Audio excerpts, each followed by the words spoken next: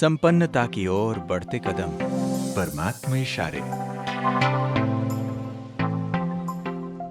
ओम शांति। योग को ज्वाला रूप क्यों कहते हैं, अग्नि क्यों कहते हैं?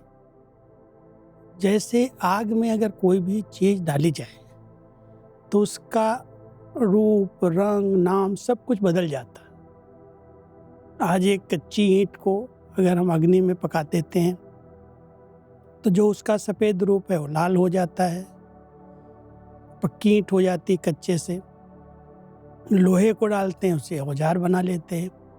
ऐसे ही जब हम परमात्मा की याद को एकाग्र होकर के उनकी याद में समा जाते हैं तो वो योग एक ऐसा शक्तिशाली बन जाता है जो हम मनुष्य फरिश्ते समान बन जाते हैं, फरिश्ते से हम देवता बन जाते हैं।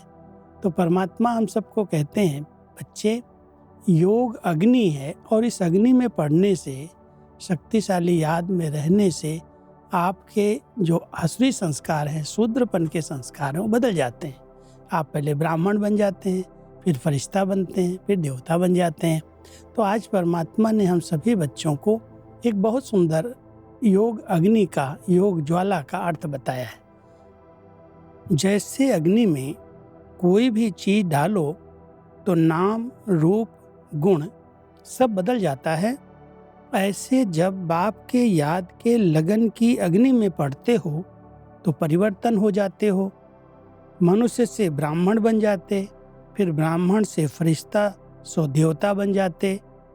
लगन की अग्नि से ऐसा परिवर्तन होता है जो अपनापन कुछ भी नहीं रहता। इसलिए याद को ही ज्वाला रूप कहा जाता है। बहुत गहरी बात है कि आज व्यक्ति का अपनत्व, अपनापन समाप्त नहीं होता।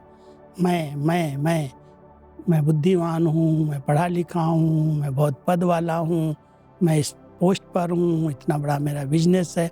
ये जो अपनापन है, परिवार का अभिमान, देह का अभिमान, पैसे का अभिमान, ये अपनापन समाप्त हो जाए।